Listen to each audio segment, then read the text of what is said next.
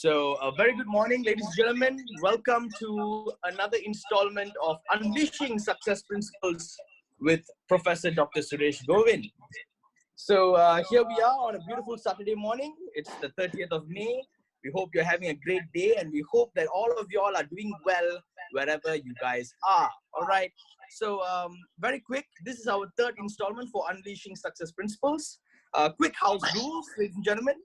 First off, do keep all your mics muted at all times, except during the Q&A session, which will happen at the end of today's program. And if you are afraid that you might miss out your comments or your questions, do feel free to type them out in the chat box over there. As you guys can see, there's a chat box which you guys can interact with the speaker and the crew. So you guys can type out your questions and leave it there. And a very important note, do take note, ladies and gentlemen. Do take notes if you guys are sitting at home, which I probably think you guys are. Do have a pen and paper to take down notes. It's very important that you do so. And finally, of course, have an amazing time and enjoy the session we have today. So before we carry on, a short introduction of our speaker this morning, which is Professor Dr. Suresh Govind. Well, what is there to be said that has not been said already about Professor? So he is a professor at University Malaya.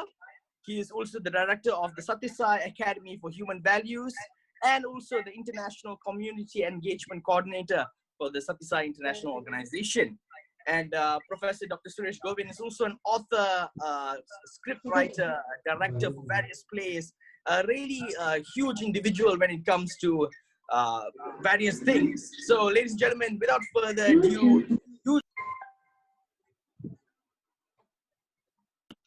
sorry about that. Do join me in welcoming our speaker for this morning, Professor Suresh Govind. Take it away, Professor. Thank you, Prashant. Ladies and gentlemen, welcome to this Saturday morning session on Unleashing Success Principles with Values. This is brought to you by the Sathya Academy for Human Values and University Malaya for the purposes of making sure all our students are continuously staying current challenges, all the challenges as well. In the first two sessions, we highlighted a little bit, but don't worry. As we go along, we will also be making sure that we revise some of the two other earlier lessons, and you won't be left out. This series is initiated for the purposes of getting our youth, number one, to stay anchored onto the goal and making sure that they face the hurdles and obstacles with greater inspiration and enthusiasm. On a Saturday morning, many of you will be at home.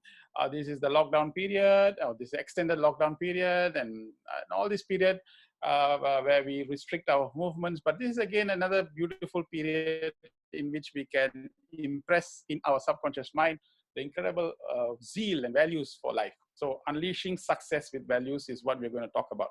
So yes, at many times in our life, we become extremely at the crossroad of our lives. And we don't know whether we should take the left side and the right side. And many of us would also be thinking, okay, I'm studying this. When I come out now, will there be a job opportunity? Already there are quite a large number of population that is having jobless situations. There will be a lot of those people who are anxious and worried.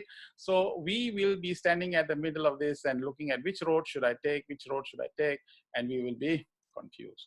And this is the most confusing period as well, because a lot of new adjustments are being taken, new adaptation, new ways to adapt will also be going on. So it's an interesting period of life if we know how to manage the particular confusion. So this is where we are at this period.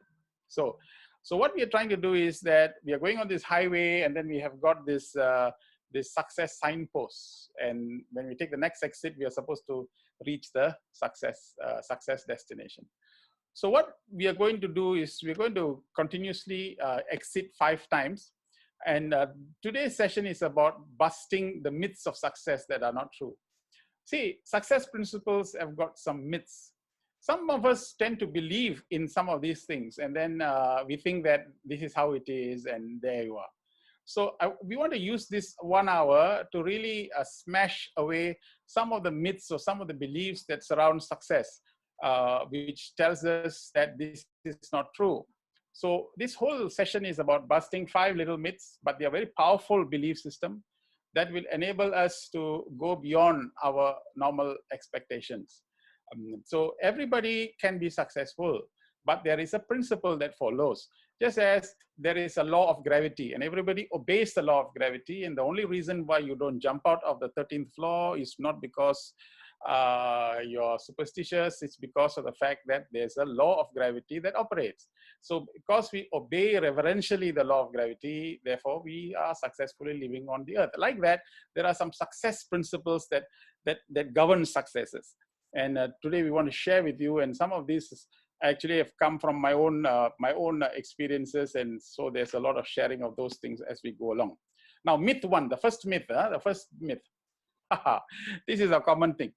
You look around you in your school, in your class, you find some guys, oh, they play a lot, but they score a lot. You study a lot and you cannot score. Have you ever seen that? And then the first myth is that success is biased and favors a few selected chosen people. It appears to be so. I remember in my class also, there are some people who, those days when schooling time, they're always on the field playing all kinds of games, but when it comes to the examination, they do very well as well. And then here you are slogging, and suddenly you find that your marks are far below those people. So you come to the conclusion that, yeah, maybe these people are already meant or programmed to be successful.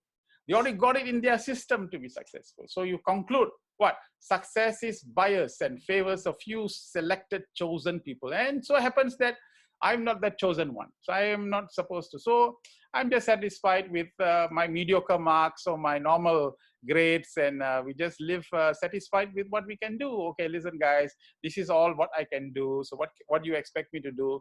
I know you are the one, but you got the brains and you got this, you got that. But anyway, this is how I used to think that time when I was schooling, and I found that I was doing not too well compared to my other friends. But this is the first myth that breaks, and it is broken by 2 factors. Let me tell you what it's broken by. Broken by 2 aspects. Success favors those that are lucky. So successful people are lucky people. Yes. You see, he's lucky. He's very, you know, ever since he came into class school, he gets grade 1, he gets 100%, and then he goes to the secondary school, he scores very well. He goes into a good university, he scores well. He goes into a university degree program, he does that well. He gets into a good career, he does that. They're lucky. They are lucky, and I am just unlucky. Okay, here's a law. Success favors those that are lucky, but luck favors those that take effort. So this is where it mitigates that effect, which means to say success is favoring those who are lucky, but luck favors those that take effort. So clear thing here appears to be that we don't seem to know this, but if you go into the ground principles of those who are really successful, there's a lot of people who take a lot of effort. And this is something that we can't see. We see the top of the iceberg, but we never rarely see the bottom part of the iceberg that has got a whole huge effort. So a lot of effort is taken, a lot of time is taken, a lot of patience is taken. So there's nothing, and no one can come to any sort of conclusion saying that it is luck, but really a lot of efforts. And so we got to appreciate those people who take this effort and make sure that they do this. And what happens, when does effort stop, or when do we stop exerting effort? Oh, number 1, it's not interesting. Studies are not interesting. It's dull. It's mechanical. Hey, it's the usual thing. So what are you doing? I'm studying. You know how it is. So it's not interesting at all. So I'm just plodding along, waiting for the exams to come. So number 1, it's not interesting, and that stops it. Number 2, I'm lazy. I'm just lazy. I know I'm lazy. You know what's the best part is? The best part of people is that they know that they're lazy, and yet they don't do anything about it. This is the point as well.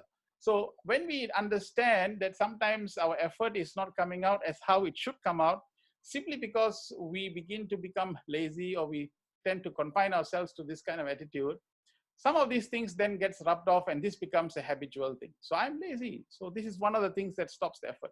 Yeah, tomorrow also can lah. Esok masih ada. So tomorrow also can. What is there? If not today, tomorrow can. So this is the attitude of procrastinating. We just procrastinate everything, and then we say, yes, I can't finish today, tomorrow will do. So this is another mindset that comes into the system. And then we have this funny notion as well, don't worry, somehow it will work out. Wow, this is some fantastic. This is, I also believed in this, somehow it worked out. And finally, the results proved otherwise in my A levels. Somehow it worked. I know it, somehow things will happen. Somehow it worked out, but it doesn't work out.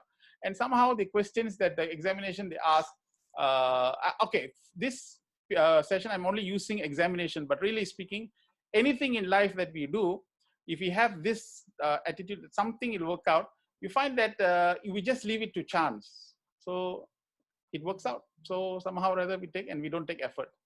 And then there are some people who say, that's all I can do. What do you want me to do? That's all what I can do. What else can I do?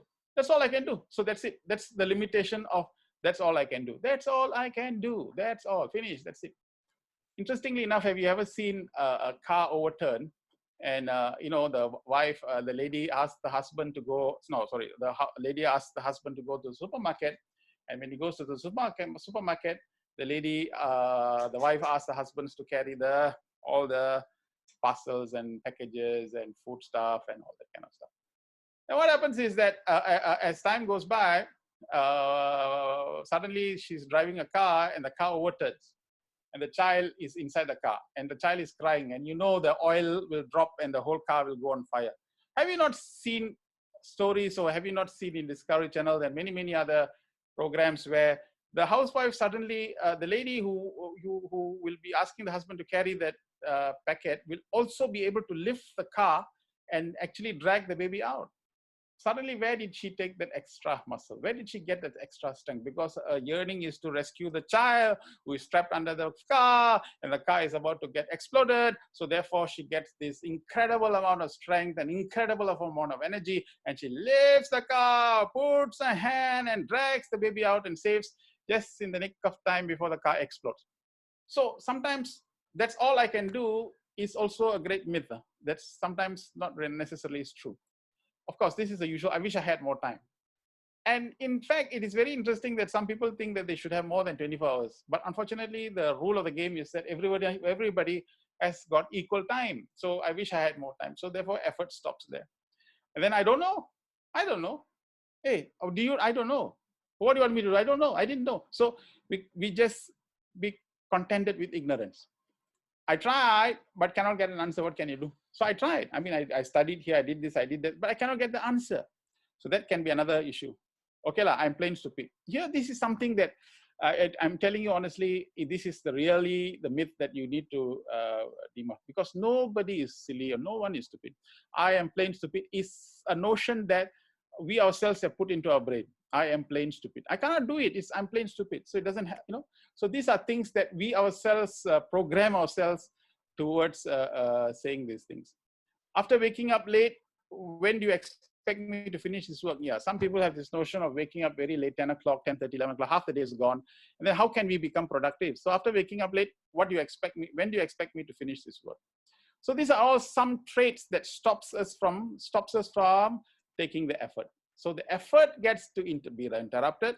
And the more effort you have, it seems to be that you'll be lucky. And then that luck itself, it brings us the success. So if you are equating success to luck, so the fact is we inhibit that process of the luck coming in by all this attitude that stops us. So this is the myth. And therefore, there's a time for change. This is the time that we need to change. So today, this most important thing is that why we are spending time giving you this talk free of charge. Absolutely, just because we are very concerned that each one of you who listens to this, look at it inside. If you're a fantastic, incredible, dynamic, amazing youth and student who does exceedingly well, okay, then there is another thing that we can also do. For those high performers who really achieve a lot of things, then let me ask another question. How many times have you stopped trying to help others who are not so good? Even in the university or in the college or even in the school, if you are very, very good, then hey, what's your problem? Why are you getting stuck? Come on, let me help you. If we can extend our hand to help someone else, you're expanding the heart. You already got a developed head, but now you're expanding the heart. So when the heart, head, and the hands actually pick up the pencil and you actually help somebody else. This is the 3HV, that three hearts, head and hand combining together to bring about a value. And you find that whenever you try and help somebody else, that person who you help will be so happy and so pleased with you that you have an incredible amount of energy and enthusiasm to continue your life. So myth one is that it is not that a few people are selected to be successful. Success is like the sun, it shines for everybody. But if we continue to remain in the room with this kind of attitudes, we find that we will not be able to enjoy the blazing sun. So we must have the confidence to come outside and say to yourself, yes, I can be successful in whatever that I do, in whatever place, whatever program that I'm in and whatever life's expectations are. I am programmed to be successful. And this is now time for me to change. So now comes the second myth, second part. And we're going to go along the highway now. And there is another signpost that says success, next exit. Okay, so now we exit this. And here is a myth two. And this is a very important myth. What is that? The end is more important than the means. It's a myth. That means that don't worry, just get it, get the certificate, just pass, finish the exam. What's your problem? Get your A, don't care how you get it, get it. Okay, so this is why some people always keep pushing us. The end is more important than the means. Dear friends, let me tell you, this is the most wrong myth that you can ever have. Successful people never focuses on the end. Yes, they have a goal, but they also focus on the means to reach the end. And let me tell you why. Because success is a journey, not a destination. Okay, you have heard this a million times, I think, by so many people.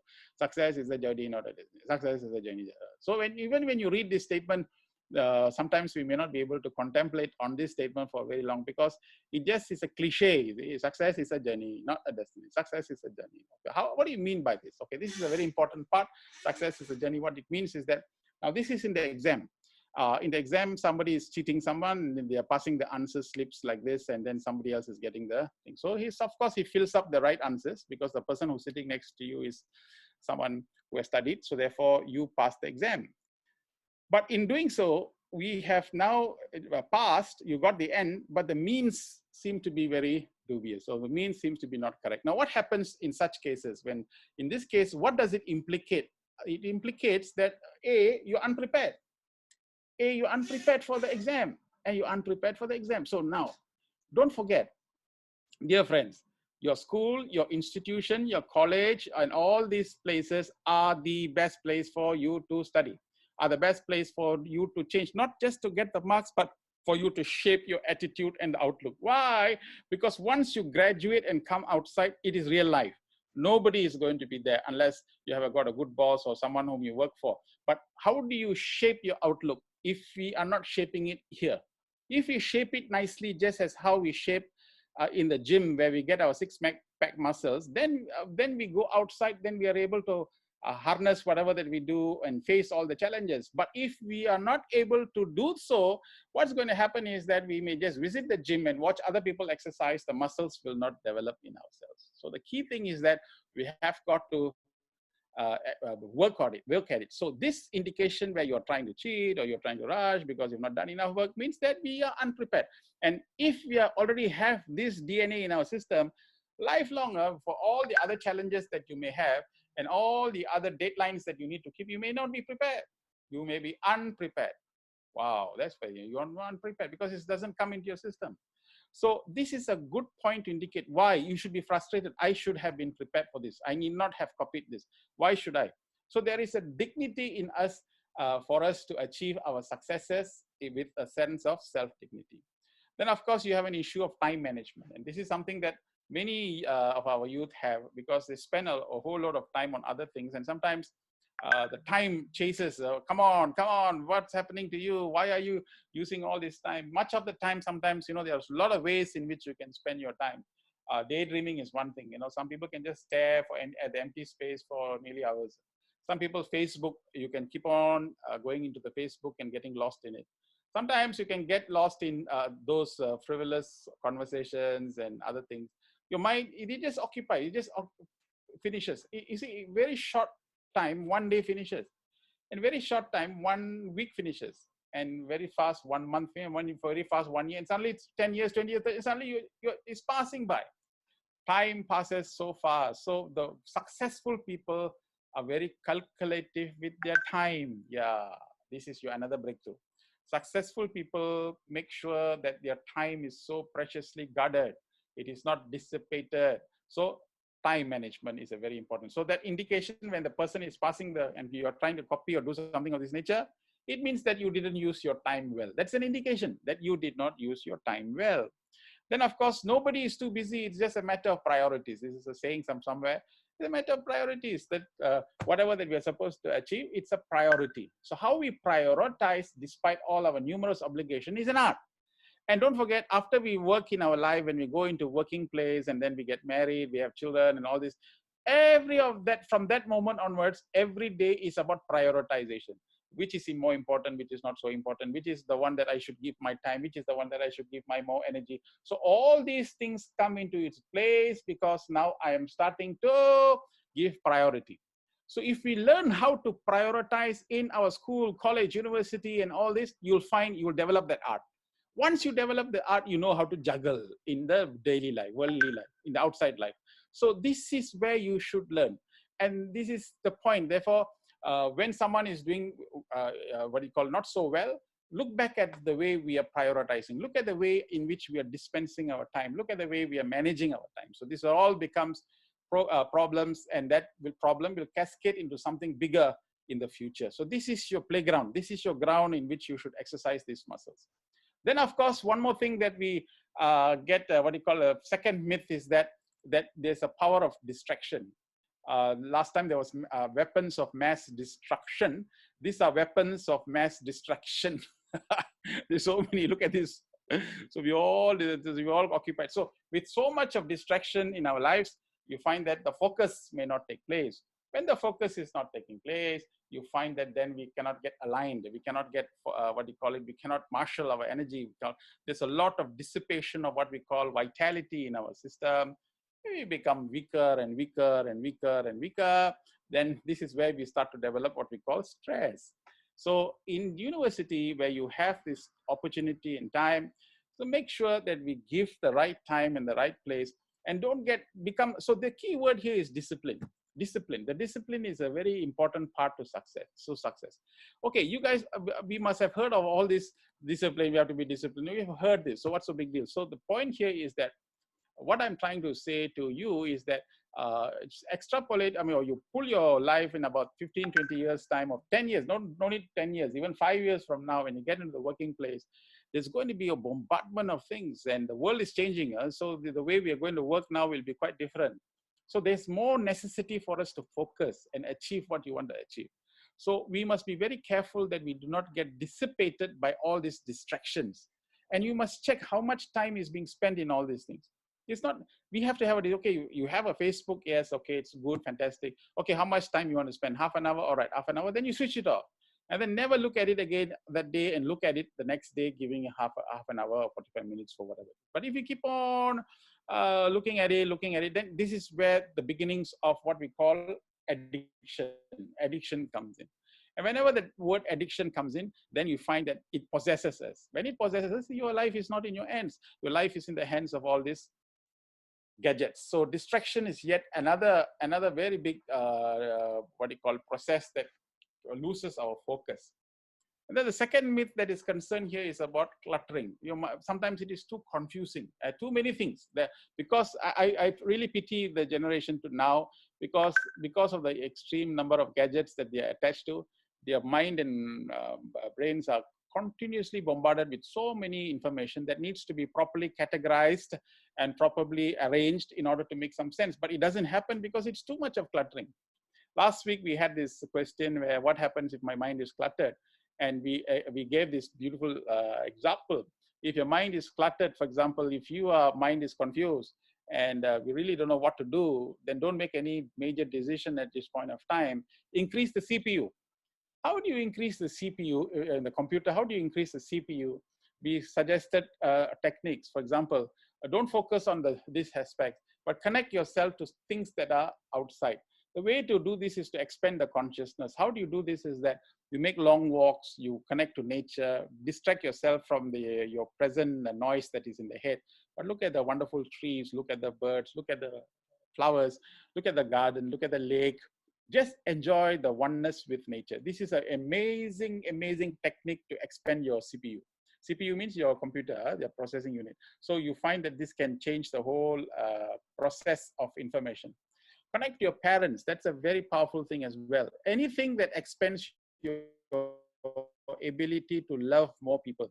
Go out and serve old folks home. Go out, move away from the usual self-confined routine work and expand the CPU by connecting yourself to things that are outside, to something more, to something expensive. Not expensive, but expensive. That means the heart expands, the consciousness expands. You know, it's very interesting. Much of my scientific findings have always come from insights that I have gained during this kind of extracurricular activities, during this service activities, or during this drama, or during all those things that we used to do. It is during those periods that I suddenly find some new insight into my science work that I do. So what are we trying to say? We are trying to say that we need to really expand, do things that is out of the ordinary. Whenever you're confused, whenever you're cluttered, don't sit there and try and unravel and sit down and analyze and analyze. We find that, I mean, I found it, a lot of time will be wasted. Okay, I'm confused. I do not know how to make a decision now. I do not know which is which. So I just take the whole thing and put into a drawer and close it. Now what I do is I do something else. Go and get involved in something, go and plant the tree, or go and water the thing, go and do something else that disengages yourself and free that clutter. You know, it's amazing that the information starts falling into the right place, in the right sequence, in the right manner, in the right form. Still, it gives you substance. Once it gives you substance, it gives, oh, I see, oh my God, why didn't I think of this? Aha, why didn't I think of that? Which is why sometimes when we sleep and get up in the morning, if you notice, you get a new idea. And why is that? Because the system has already arranged yourself to get an idea.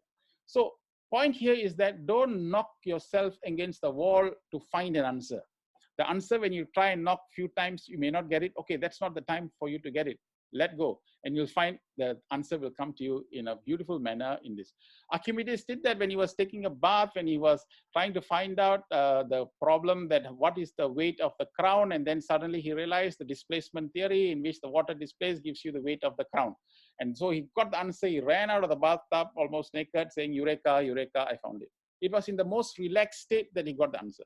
Many people have sat under the apple tree, but Newton has sat under the apple tree, and Newton, the apple fell down. 20 years of research led into the theory of gravity. What does it mean? It means that each person's capability to touch answers and find solutions is in the most relaxed state, not in the most tense state. This is what we need to change. So cluttering is a very important concept in stagnating our progress and prosperity.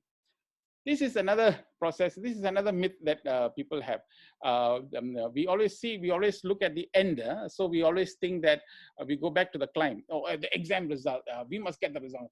But if you're not going to be happy getting into the, if you're not going to look into the processes of getting the exam results, I think then we also fail in many ways. We have to look at the processes. We have to look at the ways in which we are studying, the manner in which we are studying, the study approach that we are doing. So those things have to be look at the processes. What is it that we are doing? One of the best examples of looking at the processes, and this is as a result of this, you look at this, he's looking at his reflection and look at what are we creating. We are creating a very disorientated, disfigured individual. Look at the no hope, no, not like that. So what happens is we need to create every day in the morning when you get up, you have to feel positive. You have to feel energetic. You have to feel enthusiastic. That this is another day given to us for the creation of something better. So that kind of attitude and that kind of change should take place in large measures. Otherwise, we'll get all tied up and we'll become extremely stressed up and we'll never be able to achieve any good results. So the most important thing is that a means to an end. So don't worry about the end result. Go back and look at the processes that leads to the end. That is what a means to the end means. It means to say that focus on the whole aspect of the staircase that we're trying to build to our final goal. So now we go along the highway and then there's another success. Okay, success, next exit, we are going to go. So we have debunked two myths now. The end is not, we have to justify by the means. And of course, the first one, of course, is the one that we say that success is not for the privileged few, but it's for everybody because the sun shines on all. The success, next exit is the myth 3. What is that? Successful people will only be happy until they get the goal. So this is another thing. So until I get this goal, then only I will be happy. Oh, this is, I tell you, this is what that drives people, the biggest mistake in everything. What is that when I need this? If I must get my 8 A's or 10 A's, or until then I won't be happy. Until like that I must be happy. No, that's not the right way. Successful people, what happens is that they focus more on the climb than the thing. This is how you climb up a mountain is more important than reaching the top. This is the, so you climb up, how you climb the mountain is also a very important concept. The climb is as important as reaching the peak. So whether are you, okay, for example, exam is coming. Now, good example will be a teacher or someone is saying, okay, 2 weeks time, I'm going to give you a test. Now, immediately, what do you think the class will say? Okay, so we become depressed. Sounds of depression starts to escape from the lips of our mind and heart. So, but if a good student, a successful student for a program, okay, 2 weeks time, the test. Let me see what they will ask me that I don't know. Wow, that's a positive attitude. Let me see what they will ask me that I don't know. See, look at that. That's an attitude that is different. So what do? You enjoy the preparation for the exam. You enjoy the preparation for the exam. So you go back and think back at the process and you enjoy all the processes. Enjoy all what you do preparing for the exam, timetabling, putting the timetable, coloring the timetable, getting up. You enjoy it. And you find that when you enjoy even the preparation, you will enjoy the final exam as well. A lot of people just want to finish the exam, finish it. I don't care, just somehow or other finish last paper, hooray, and jump out of it. So we always feel that that is what that gives us. So successful people focuses on the principle. And there are a lot of stories to this, which I will tell you. Now, one thing is that as you're climbing up the hill, despite being unprepared, I look forward to enjoying preparing for the exam. Yeah, that's it. So now I got a short time. So don't worry, I enjoy the climb. So I want to focus back on preparing for the exam. That's good. So this maths now, this geography or history, whatever that I'm studying, I want to enjoy this process. I want to enjoy. So look, I don't want to think that this is a chore for me. I don't want to think like that. I want to think that this entire process of studying, of revising, of recalling, all these processes are very enjoyable processes. And so I tend to do. So as the great saying goes, don't do what you like, but like what you do. Whatever you do, I want to like it. That's it. From this moment onwards, after you listen to this talk, if you ever one point that you want to take back, one point that you want to remember, just remember this. Don't do what you like what you do. That's it. Whatever you're supposed to do, like it, enjoy it. Don't do what you like, but like what you do. So this, though, despite being unprepared, I look forward to enjoying preparing for the exam. Then the other one, despite being a holiday, I enjoy the idea of waking up early. Yeah, some people, holiday means they wake up 11 o'clock, 10:30, 11, 12 o'clock. Oh my God. You know, in normal days also you wake up early. Yes, but that waking up early is to run to the university, run to classes, run to do your 100 other commitments. But have you ever got up early, say 6:30, 7 o'clock, and just taken a walk in front of your house? My God.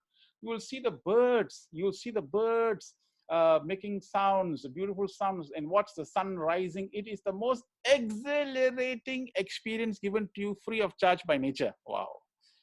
Free of charge. And we lose this of, we get up 11 o'clock in the morning, 10:30 in the morning and all that. We waste quite a lot of productive times. So despite being a holiday, the idea of waking up early is an enjoyable process. And I think some of you are doing it, but this is a very good exercise for us to keep on focusing on things that are positive, because early morning is a very good time to strengthen our mind, reinforce our ideals and so on. And despite the demand to do household chores, I enjoy the idea of helping in the house. Yeah. Hey, look, my mother is already telling me for like, do this, the storeroom is not clean, this is not there, that is not there, so many things. So now what to do? I have to do it. So you see, if I have to do it, then I might as well enjoy doing it. Yeah, that's the idea. So instead of how long should I take to do? Why can't he do it? There are 3 other brothers. Why can't they do it? Why should I, the only one, be doing it? So when we keep on, creating unnecessary demands and pressures, so what will happen eventually is that we don't enjoy even doing that particular thing. Anyhow, I have to do it.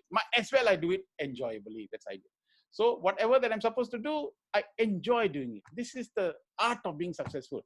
Dear friends, you cannot believe how important this idea is. Not many people I've seen in life. By the way, just to let you all know, I had the unique privilege of going to many, many countries and talking to people, talking to so many youth, so many people. And I've had this beautiful opportunity to interact with many. I see that Sometimes people rush to finish something, people rush to get that, because when getting that, they will be happy. But they don't understand that the journey also is as important as the destination. So the whole idea is to enjoy the whole process. Despite feeling hungry for more food, I enjoy practicing restraint to reduce my weight. Yeah, some people now, obesity is a very big problem, and people consume a lot of food. And now, especially in this period, MCO, where you're more stationary, then consumption of food should be a little bit more restrained. So there is no necessity to consume large amounts of food because energy expenditure is not there. So if you do not do so, your body will start to produce more weight. So here is a chance now. Despite feeling hungry for more food, I enjoy practicing restraint to reduce my weight. So there is an enjoying in the process. I don't know. Let me see how restrained am I to do this. Let me see how much self-control will I have. So this is the kind of self-impositions that you do to yourself, but that gives you a great amount of thrill and joy in doing so. Myth 4, that we're traveling out again the road, that successful people never fail. Oh, this is the greatest. You never fail. You're a very successful person. Oh, you never fail. So successful people never fail. I think this is something that is really what you call most disputed point. Most people, you find that successes are built on failures, on the foundation of faith. So this is what it is. Yeah. So so this is the myth 4 is successful people never fail. Okay. So Stephen J. Cannell failed. This is Stephen J. Cannell. He failed the 1st, the 4th, and the 10th standard, and simply said, he just simply declared to himself that I am not intelligent.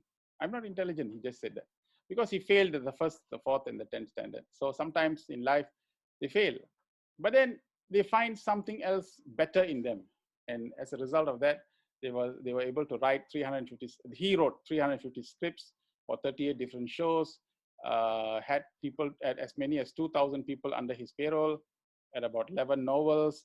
So these are all amazing what you call achievement, but he failed in these previous points. So you find the history of very successful people, there is a trace of something that they have not done well. They have not achieved much in life. So this is what it is.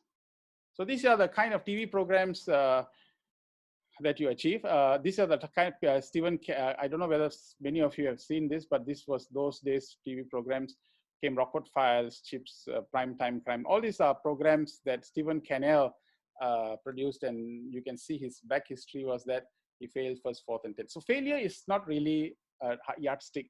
So those of you who are not doing too well, poor in some studies, guys, there is a very big, amazing, incredible future that awaits. We simply need to know what is it that we are good in and how we can tap that. So this is something that is important for us to know, and something that we can easily know. So for a writer of 350 scripts, can you imagine, was a writer of 350 scripts for 38 different shows, 2,000 people under his payroll, and 11 novels. So this is the road show. This guy was fired from the Kansas City Star because his editor lacked imagination and had no good ideas.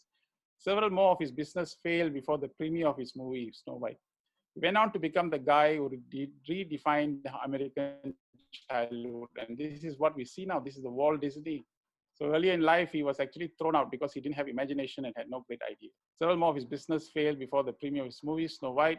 He went on to become the guy who redefined American childhood. Wow, this is fantastic. So this is a story of Disneyland. And that is again a story of, you see his life, a lot of failures, but at the end he left behind a legacy. This is a very interesting thing also, because sometimes we find that we have, or we are not good in singing, our voice is not good. There was a man who was sadly rejected because of his voice to present a radio program. So somebody said, the radio broadcaster said that, how can a voice like that ever have hope, said one of the radio office administrator. How can a voice like that ever have hope? So it was a very dejected thing. He left the studio and not got a chance because of his very deep voice. But later in life, he became this. So this is, as you know, the famous Amitabh Bachchan. And this is the life story that he started. And it's almost a magical thing that the people rejected him initially, but he went on. Okay, so this is another story. So I'm not, okay, some of you may just quickly say, why are you showing all these great people? No, because those are the evidences that we have. There are a lot of other local stories that we can show, but we didn't have those evidence. These are all very clear stories. I don't know whether you know, have you heard of this Rowling person? And she was starting to write, and she was really was very unsuccessful. And basically she kept on failing. Failure meant a stripping away of the inessential. I stopped pretending to myself that I was anything other than what I was, and began to direct all my energy into finishing the only work that mattered into me. So after sending her manuscript to 12 different publishers and getting rejected by every single one, she began to lose confidence. And finally, the editor of one publishing company sat down to read. Actually, it's not the publisher, but he took the book back home, and while he was on the table, the daughter, it seems, took it, and the daughter liked the book. And then the publisher read it even more earnestly. And as a result of that, that is what that gave rise to Harry Potter's books, which is, this is the lady. So this is, I mean, the point of the thing is that sometimes we do not know when it will strike. So unless we take the effort, of course, at some point, if we gave up, then we will not do. So successful people keep on having that effort, whatever said and done, it just keeps on having efforts for that effort to reach a certain point in life so that you can achieve success. So now she's got 9 billion, wow, 9 billion, my God, I was quite stunned to see the price. Anyway, $9 billion. Oh, sorry, this is another great person, you know, you've seen all his movies. This guy failed many times. And even he was kicked out, by the way, rejected twice by the University of Southern California School of Cinematic Arts. Because they thought that he didn't have any idea, but later he began to have an asset of 9 billion, and this is Steven Spielberg's most amazing works. So now the key thing is that in between all this, we start to see some practical things. Okay, the idea is that we must learn to have friends, eagles as friends. How do you mean by having eagles as friends? Is simple. Look around you. If you're poor in some studies, or if you're poor in certain areas, look around you and see who are the people who actually are much better than you, and have them as your good friend, and keep being friend with them. And this is what I also did when I did very badly when I went. My college was Tunku Abdul Rahman College, and many of my classmates were very, very good. So when you go with them and study with them, so you start to see how they study. You start to see how they do that. So if you are getting 50, 48 marks, 60 marks, okay, there must be an aspiration as to why am I not getting 100? Okay, why is it that he's getting it 98? What makes you understand? So what I used to do is, I used to read 2 paragraphs and try and understand what I can understand. And then I give it to my friend who really is very good.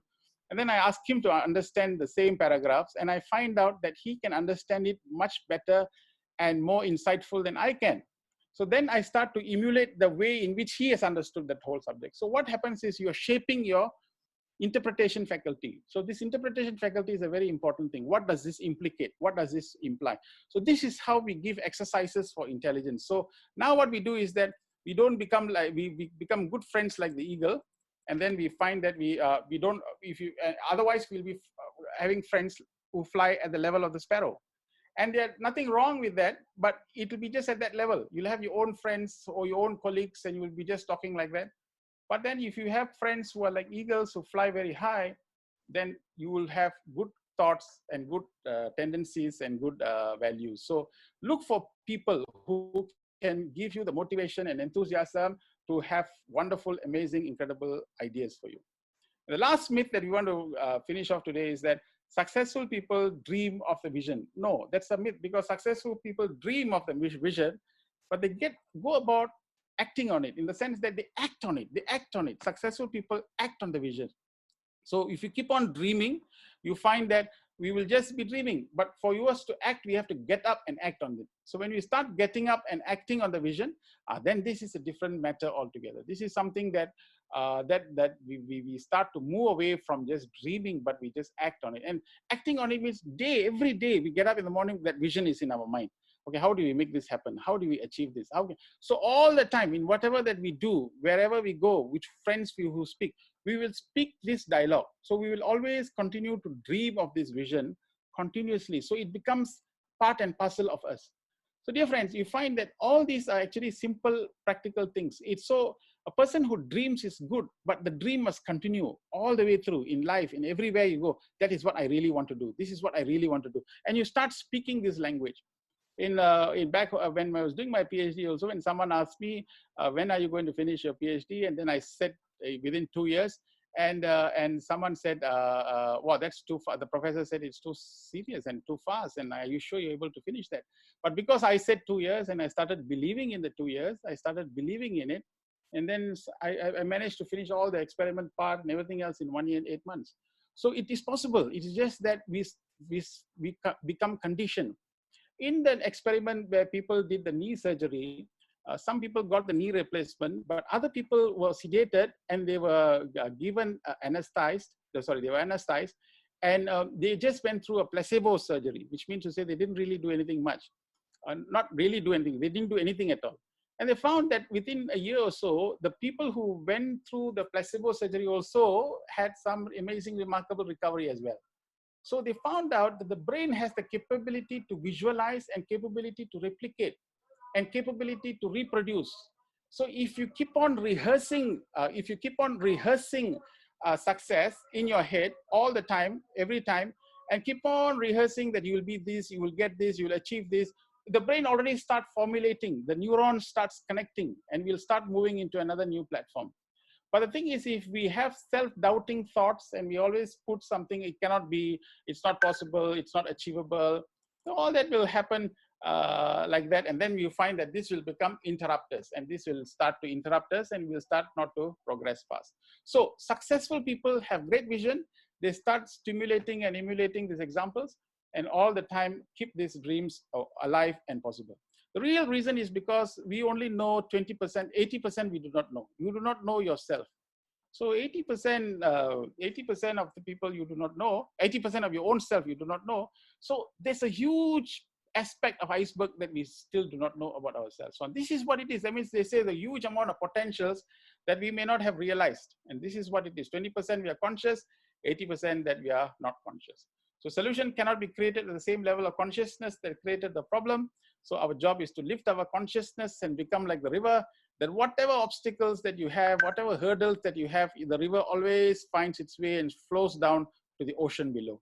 So like that in life, we start our journey, but despite all the obstacles and stones and boulders, we always must know that we will reach the ocean. So that knowledge that we will reach to the end should be our built-in ingrained. And this is what we should do so that we can be continuously controlled by perceptions. So this is a cat, but the cat looks at the mirror, and the mirror starts to reflect back like that. So like that, we must look at the mirror and say that I can do it, I can achieve it, it is possible to achieve, things can happen, nothing to worry. And so the positivity that goes on will give us that kind of unleashing principle.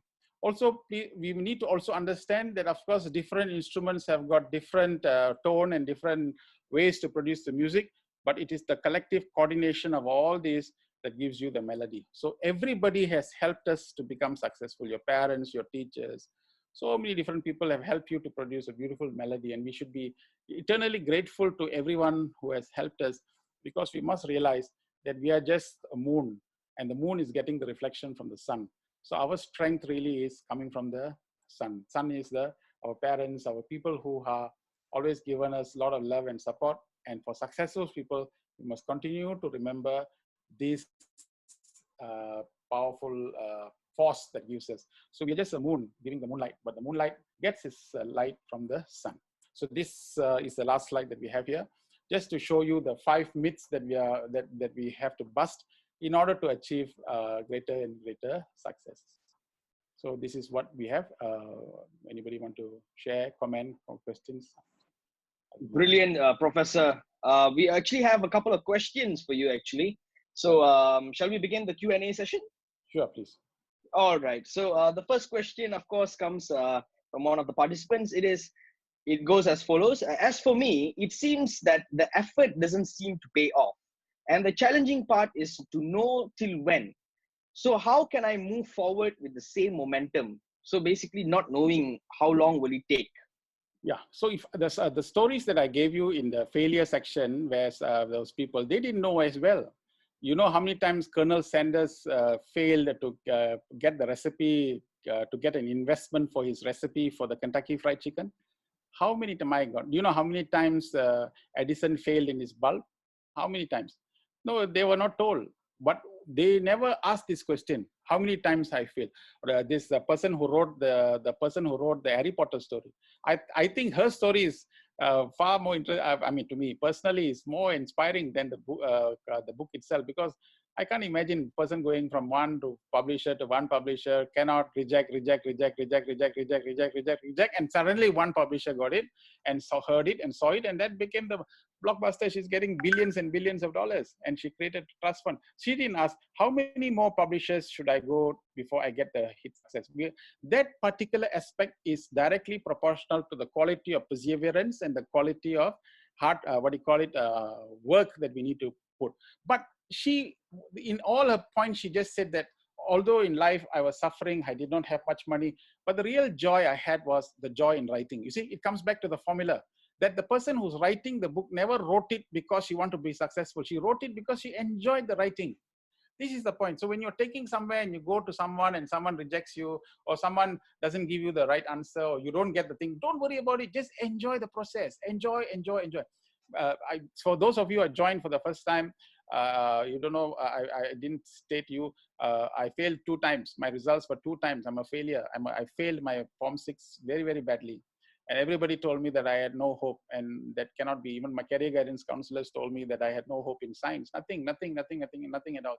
But the only reason what changed me is, I didn't ask this question when, but I only knew one thing, that my parents wanted me to become a doctor and call me a doctor. So I just, for their sake, I went and studied and worked hard. But I always saw the joy of my parents actually vocalizing the fact that doctor. I wanted them to call doctor, and that is what that gave me the inspiration. So the joy is what that gives you ultimately. So do not focus on the hardship of the struggle, because every struggle will achieve that answer, the results. It is in time, but we need to keep on going and enjoy the process. That is why the word I put there, enjoy the process. The climb is far more important than the thing, because in the climb, you know, there is a lot of things happening. The individual is struggling. What happens? The quality comes in, the hard work comes in, the determination comes in. See, because I struggle, a lot of things, good things came out as a result of that. If I had my successes very fast and quick, I don't think so that I will be doing it. Why should I waste my Saturday morning talking to all of you? For what purpose? Am I reaching out to you for what? Am I gaining anything? Am I standing for election or something like that? And what motivates it? Is this a free talk that I'm giving? I can use my time to do 100,000 things. But why am I reaching out? Because for the simple reason that I failed and I did badly, and I want to reach out so that others don't experience the same thing and enjoy life to the fullest. These are the secrets that we are sharing. So that is the pure, and that is the enjoyment that I have in sharing with you. Brilliant. I really feel that that has answered various questions. But moving on to the next question, Prof. So the question goes as, very famous excuse we use is the term lucky as students, as you mentioned earlier on in your presentation. So how to remove this thought from my mind, especially with low self-esteem since young? That's the question. See, you already understood that you have got low esteem. This is the point. The point is, if you already know you have got low esteem, a lot of people have low esteem and they don't know that they have low esteem. That is a bigger difficulty. The fact that I have low esteem, simply, I've already diagnosed. It's like COVID. If you know that you must use a good detection system to find out whether you have the COVID. So in the same way, that your detection system has already picked up and told you that you have low self-esteem. The moment I have a low self-esteem, what is it? Should I continue? I got 2 choices. Remember, I started this whole thing with this slide, with the slide that tells us that either I be here in this, I can choose the left path, or I can choose the right path. I decide if I have a low self-esteem, I need to work on my low esteem. That's it. So why am I having low esteem? Because maybe the way I've been, or the circumstances that I have been, the experience that I've been. So what do? Okay, at this point of time, I have decided myself, I should achieve what I must achieve. So what should I do? I should work on my low esteem. So who should I be now with? I should be with people who have got higher esteem than me, higher confidence than me. This is how I did when I failed my exam. I started looking for friends who did far better than I did. So I used to go with them. I used to talk with them. I used to, when they go for lunch, I used to go with lunch with them, because I did not have, I did very badly. So I searched for the eagles and became to become there. And I learned and emulated those examples in order for me to also fly like the eagle, because I know that success is for everybody. So if I know a weakness, I must overcome that. I cannot continue to live. If I continue to live with it, then I become a victim to this whole circumstance. So I don't want to do that. I want to be a master. I want to reach the river must reach the ocean. Don't forget the end. The river must reach the ocean. The goal must be that I must achieve. What is that achievement drive? The achievement drive is that, as many people, for example, today I'm speaking to, I don't know how many people, but more than 100, I think. But with the number of people that I speak to, I'm hoping that some of you will be inspired, and some aspect that you change or something that you do makes a difference in somebody else's life. And if that you can derive happiness from that aspect of life, is I feel that that is my 2 cents worth that we are contributing, and that is the objective of the Sathya Sai Academy, to make you become more valuable. So learn to live with the values, that's all. So once we have a weakness, we discover the weakness, and we must now overcome that weakness by being with people who have got higher self-esteem. And there are lots of people who have got that. Or I start reading books. How many of us here in this group read one book a month? One book a month. There are hundreds and hundreds and hundreds. How many? Because we income tax relief, you can go to your parents and ask them to buy a book, and it's income tax relief. Or you got ebooks. Okay, fine. So how many of us are reading one book a month? And that is a very important point. Read the books of all these great people who failed their lives. Go through their life. Go through the hardship. How is it that person? Now imagine this great hero that we see in all these Hindi movies that go and watch. Oh, Kabhi Khushi Kabhi Gum and all that. And then you see this guy. What is the state when he went into the room and somebody said, you got a lousy voice, please get lost? What is that feeling? Depressed, sad, come back. Okay, what did he do? He must have had low esteem as well. He must have lost his confidence as well, but he didn't remain there. Okay, fine, dust it, and there you are. Come back again. Let's see. And one day you will be able to share the experience like what we are sharing now. So this is a eligibility for everyone, not the privileged few. That is the point that I'm trying to make. Brilliant, Prof. All right, so the next question that we have here, I think most of our participants here today, they all understand that success is vital, and I think it's equal to everyone. It's just whether we are motivated to get it or not. So the next question also comes from the theme of motivation. How do I keep myself motivated when I'm going through so much of personal challenges, Prof? I think if you have already decided to swim in the ocean must have waves. I don't think there is any ocean in this world which doesn't have waves. You go in Port Dickson, there's Indian Ocean also has got, Pacific Ocean also. Every ocean has got waves. So every human being has got problems, has got challenges. You list out all your challenges, and then you go and talk to people anywhere in the world today. My God, the challenges that they will tell you, you will become extremely depressive. In UK, there are about 500 COVID. Apparently, I heard every day 500 COVID. USA, I heard even more, and things are unemployment. So many stories that you hear can depress us far greater. We always think that our problem is far, far higher and far, far greater. That's because we are looking at it from our perspective. Seriously speaking, actually, if you just open your eyes, everybody through everywhere has always had issues and problems. Everyone. Our point here is that if you really want to demonstrate, you want to change life, you want to have a difference in life, you look at the problem in a different way, in a different manner. That's all. Give you a class, hot water, hot water. Today I just received, I saw that, I thought it was very nice. Hot water, you put an egg, the egg becomes hardened. You put a potato, the potato becomes soft. But it is the same boiling water. Boiling water is the same, circumstances are the same, but hot water treats both differently because each one's nature is different. So what we should do now, change our nature. This is what my father told me when I was 7 or 8 years old. He told the story, I still remember, and I use it in life. It said one day the rat was going up in the roof, and the rat fell down into a big baldi, pail of milk. And so it was 2 rats, one black rat and one white rat. The black rat struggled, and then it couldn't struggle anymore. He sank and died, drowned. But the white rat, it seems, continued to wade in the milk, and overnight, and the milk slowly changed harder and harder and became curd and butter and all that. And so the the white rat was able to step on the hardened portions of the milk and jumped out. So he told me the milk is the same. So what is the difference? The difference is whether you have this mentality or that mentality. It is the mentality that is going to make a difference. It is that principle that I later used in life for the STAR program. called the white rat principle and the black rat principle. That is a principle that came out as a result of that for training the students. So that was an example that I used in life. Every circumstance will be difficult, challenging, but what is the mentality towards that problem? That is where we stand. And that is how we become different. If you're going to have everything smooth and sailing, I think it don't happen. Everything can change. Everything that we do something positive, we can make a difference in the lives of the people whom we meet.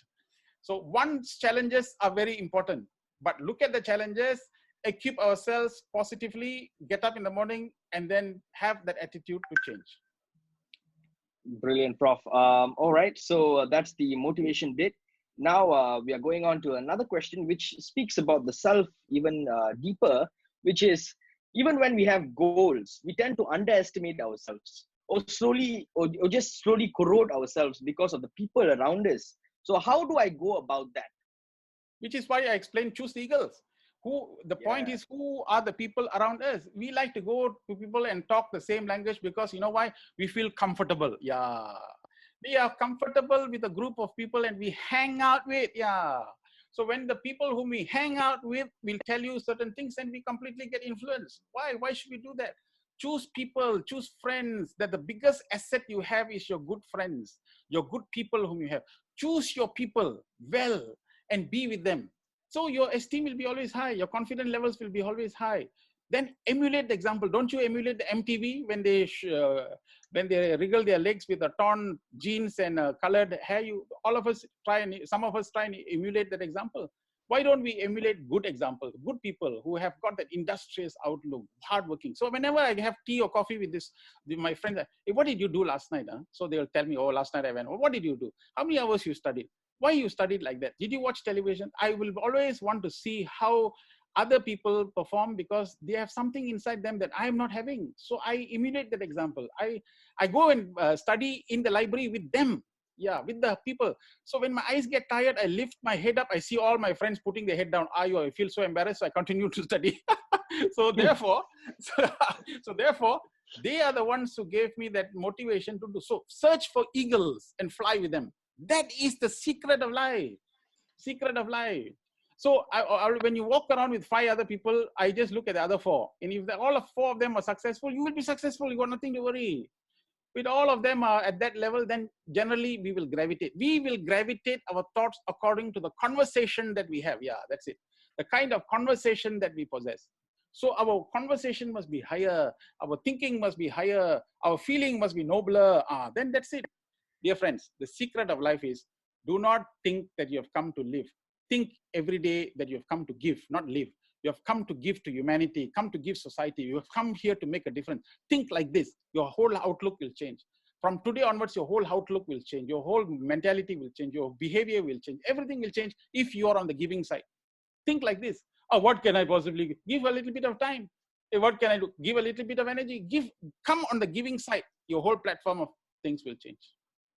Perfect, Prof. All right. On the term of the word expectation, we have got a question that addresses that. The question is, what do you do if you believe in yourself and your capability to achieve your goals, but when you don't achieve it, you get told that you are not good enough?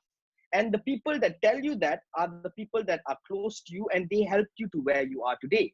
Basically, what do I do when people have high expectations and if you don't reach those expectations, you get emotionally hurt and challenged? The most important thing is that why do you allow other people to have expectations of you? Your expectation of yourself should be higher than all the other people. Why should, like when you work for your boss, I always say, why like when I went to my first interview in my university also, when they interviewed me, I said, what's your vision? What is your thing? What kind of work? Sir, my job is to put University of Malaya to be world recognized. Wow. I said like this, I talk like this. And few years later, I was appointed in the World Health Organization as one of the consultants, and I sat there for many years in Geneva representing the university. So the point here, what I'm trying to say is that put your expectation as high as possible, higher than that person. If he my previous bosses all who did this, that they taught me this. Always exceed the boss's expectation. Always exceed anybody else's expectation. Always exceed so when I got my result, everybody expected me just to get maybe a basic degree and get a job somewhere. I didn't do that. I wanted to exceed everybody's expectation and go with that results which you can never possibly get and go and get my PhD. I wanted to get more publications, I got all the, I'm on the National Young Scientist Award, all these awards, not for anything, because I put that expectation higher than most people and work towards it. So when you work towards your higher expectation, hey, guess what? I'm working, my friends, work for something higher and nobler. That is the secret. Then you'll satisfy everybody. You'll satisfy your parents, you'll satisfy your friends, you'll satisfy your teachers, you'll satisfy everybody. First, search for what is the expectation of me and exceed that expectation. That is your secret. All right, perfect, Prof. All right, I think we have come to the final question for today, which would be, what to do or think if you are worried that your future doesn't turn out the way you desired? Hey guys, today I'm talking to you. I don't know whether I live tomorrow. I'm talking like that. Tomorrow, if I cross the road and a car hits me, I'm dead. You have to come for my funeral, you know. We don't even know what's going to happen tomorrow. Why? We don't even know what's happening today evening. So what is the big thing? It's just like a lady who told me, Suresh, I heard that world is going to end in 2012. Is it true? What will happen? I told her, hey, listen, if the world ends, you're also going to end, is it? So what's your problem? If the whole world ends and you are living, that's the problem. The point is you also will go. So what is your problem? The whole point is that at this moment, I have got my job, I got my studies, I do the best. Don't you focus on this, and the world will open itself if you're good enough to be absorbed somewhere.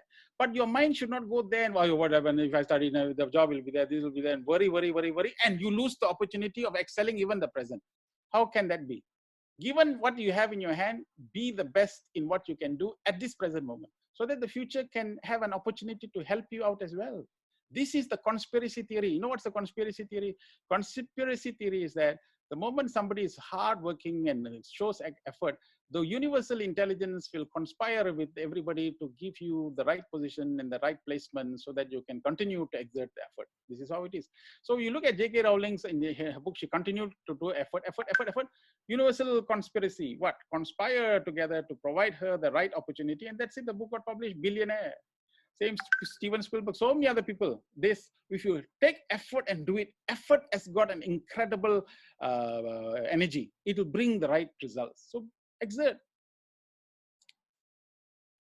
All right, Prof. I think that's it. Let me just scroll through the chat section to see if there's any more comments or should I say questions that I've missed out.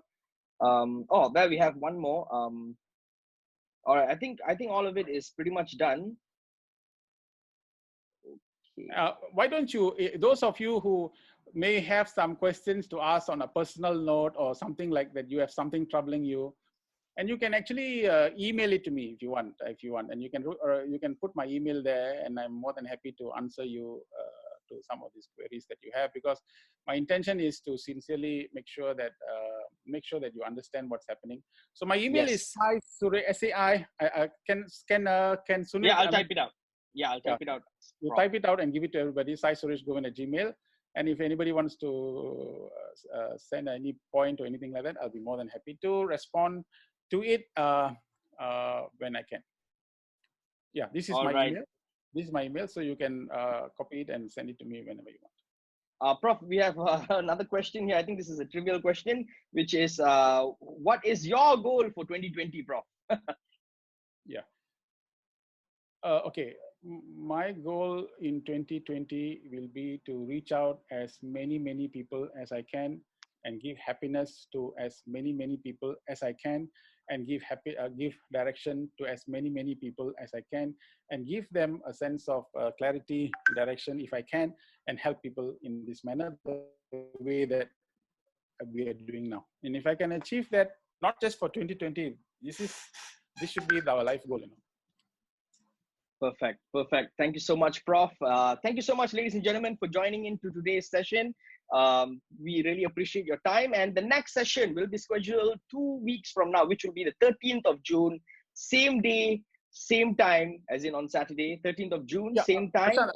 Prashant, I just want to know from the participants, you know, we are spending this morning. I just want to know from you verbally, do you find this useful? Is it something that is is it something that we should continue? I don't know, because you need to give us a feedback, because I don't want to waste your time at the same time, you know. Yes, ladies and gentlemen, you guys can feel free to unmute yourselves and also voice out your questions, or your concerns, or you can also just put it over there. There's a function to actually say yes over there in the chat. You can say yes in the comment section. You think we should continue? Yes, we are having people replying saying yes, please do, great, yes. All right, we are having a resounding amount of yeses, Prof. Okay, so that's good, because we have today, we are very fortunate also that I think some of the University Malaya students joined us. I'm very thankful to AIMS University, Dr. Rajesh, for getting some of the students from their side to also join us, and also UKM, I think some students also joined us. So there's a good group of mixed students like that, Prashant. Yes, dude. Thank you so much, Professor. Thank you so much to all the students who have joined in today. Do share this information with your friends who will definitely need it as well. Make a difference, ladies and gentlemen. And with that, we will see you guys back here 2 weeks from now on the 13th of June. And I really believe that you guys had an amazing session today with amazing notes taken from Professor. So we hope you guys will apply it into your daily life and make your life a better life as well. And together we can actually get through this with amazing results. So Prashant, thank you so much. One last comment, because somebody just sent me the thing. Guys, from today, this moment, you switch off, aim for the stars. Aim for the stars. You think yourself, SPM examination is coming, don't worry, 9 A's. The university results, go for the highest. Go for the highest, don't settle for anything lower. And then when you study and struggle and you get not 9, but you got 7, okay, doesn't matter, but you aim for the stars, you get the moon, you see. So the whole idea of life is aim for the highest, prepare yourself for the best, exploit your talents to the fullest, and live maximally. This is what God has given us, this opportunity to live, and that is how we should do so. Thank you. Beautiful. Thank you so much, Prof. Thank you so much, ladies and gentlemen, for joining us once again. Hope you guys take home amazing things from today's session. And we will be back with another session on the 13th of June. We will send you all the details that will reach you guys thanks to the universe. And thank you so much, ladies and gentlemen, for joining once again. Have an amazing weekend. Have an amazing day. Take care and stay well.